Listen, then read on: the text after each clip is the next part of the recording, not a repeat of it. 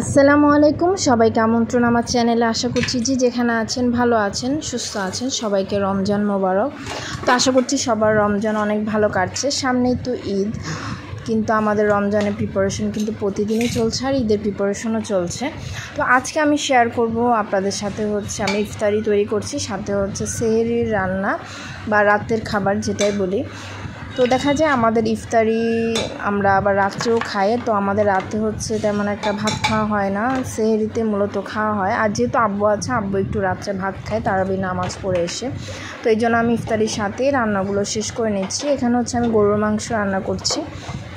তো আপনারা যারা আমার ভিডিও নিয়মিত দেখেন তারা তো জানেন যে আমার আব্বু আমার কাছে আছে, ব্যবসায়ের কাজে ঢাকায় আছে প্রথম রোজা থেকে। মাঝখানে 3 দিন আবার চিটাগাং গিয়েছিল, আবার এসেছে। তো আব্বু থাকলে আমার খুব কষ্ট কম হয়। আব্বু আমার সাথে সাথে সব কিছু করে দেয়, মানে একদম মহিলা মানুষের মতন। একদম শাক কুটা বা আলু কুটা যা যা লাগে সব কিছু গুছিয়ে দেয়। এমনও হয়েছে মাছও কেটে কুটে রেডি করে রাখে, একদম আমি এসে রান্না করি এরকম। কারণ আব্বু দেখে যে আমি আসলে 2টা বাচ্চা নিয়ে পারি না, আর আমার ছোট বেবিটা সারাদিন আমার কোলে থাকে। তো ওকে নিয়ে কাজ করাটা অনেক টাফ। দেখা যায় কাজ করতে গেলে তেল ছিটে। তো কিছুদিন আগে তোর হাতও পুড়ে গিয়েছিল। তো কোলে নিয়ে কাজ করাটা অনেক কষ্টের, এর জন্য আব্বু যতটুকু পারে আমাকে হেল্প করে। তো একদিকে আমি গরুর মাংসটা বসিয়ে দিয়েছি প্রেশার কুকারে, আর আরেকদিকে আমি পাট শাক ভাজি করবো। আর আব্বু আসরের নামাজ যখন পড়তে গিয়েছিল তখন শাক নিয়ে আসে। তো প্রতিদিনই ফোন দেয় যে কি খাবা, এটা আনবো কি ওটা আনবো। তো আব্বু যখন প্রতিদিনই বাইরে যায় ব্যবসায়ের কাজে, আসার সময় ফোন দেয় আমাকে কি লাগবে না লাগবে বা আমার কি খেতে ইচ্ছা করে। তো যেটা বলে আব্বু আনে। তো আমার কাছে মনে হয় প্রতিটি বাবার কাছে তার মেয়েরা রাজকন্যা। কারণ বাবারা মেয়ের সাথে যতটুকু ফ্রি থাকে বা মেয়েরা বাবার সাথে যতটুকু ফ্রি থাকে, মার সাথে কিন্তু অতটা ফ্রি থাকে না। হয়তো বা মনের ভাষা বা মনের ভাবগুলো মার সাথে শেয়ার করে, কিন্তু একটা ফ্রেন্ডলি যে সম্পর্ক এটা বাবার সাথেই মেয়েদের বেশি হয়। আর এই যে দেখতে পাচ্ছেন পাট শাকটা, এটাও কিন্তু আব্বু কেটে দিয়েছে। তো গতকাল আমি পুঁই শাক রান্না করেছিলাম, পুঁই শাকও কেটে দিয়েছে, সাথে আলুও কেটে দিয়েছে। তো যা যা আমি রান্না করবো সব রেডি করে রাখে যখন আমি রায়ানকে ঘুম পড়াই বা রায়ানকে নিয়ে ব্যস্ত থাকি। আব্বু একটা না একটা করতেই থাকে। আবার দেখা যায় শরবত গুলিয়ে রাখে প্রতিদিন। তারপরে যা যা করা লাগে আমাকে না বলে আব্বু সব কিছু করার চেষ্টা করে যাতে আমার কষ্টটা কম হয়।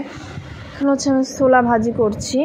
তো এখানে তেলের ভিতরে পেঁয়াজ, তারপর কাঁচামরিচ আর ধনিয়া পাতা দিয়ে একটু কষিয়ে নিচ্ছি। আমি মূলত মশলা ছোলাটাই বেশি রান্না করি, তবে আমার নাফিম এরকম শুকনো ছোলাটা পছন্দ করে। তো ইদানিং এভাবে আবার রান্না করে, ও যেহেতু খেতে পছন্দ করে।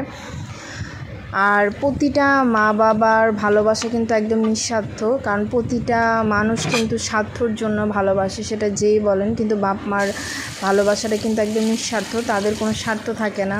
তারা সবসময় চায় তাদের সন্তান ভালো থাকুক, তার বিনিময়ে যতটুকু তাদের কষ্ট করা লাগে তারা ততটুকু কষ্ট করবে। কারণ এখন যেহেতু আমরা মা হয়েছি, তো এখন কিন্তু বুঝি যে একটা সন্তানের প্রতি কতটা ভালোবাসা থাকে মা বাবার।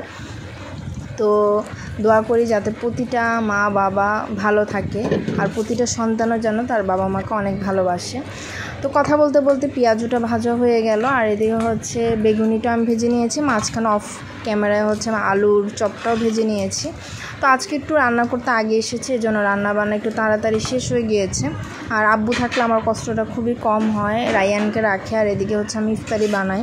কারণ দেখা যায় আমার হাজব্যান্ড একদম ইফতারি যে আজান দিবে তার 10-15 মিনিট আগে আসে। তো আমার তো ইফতারে আগেই সব বানিয়ে রেডি করে রাখতে হয়। আব্বু থাকে সেজন্য একটু বানাতে পারি। আর মাঝখানে যে 3 দিন আব্বু ছিল না, আমার অনেক কষ্ট হয়ে গিয়েছে। 3 দিনের মধ্যে রায়ানের হাত পুড়ে গিয়েছে, নাফিম ব্যথা পেয়েছে। তো যাই হোক, সব মিলে ইফতারিটা শেষ হলো বানানো, টেবিলে সার্ভ করে দিয়েছি। তো আপনাদের কাছে আমার ভিডিওটি কেমন লেগেছে অবশ্যই জানাবেন। আর এখানে খিচুড়ি আর গরুর মাংস আছে। তো এই ছিল আজকের ইফতারি। সবাই ভালো থাকবেন, সুস্থ থাকবেন, সাবধানে থাকবেন। আল্লাহ হাফেজ।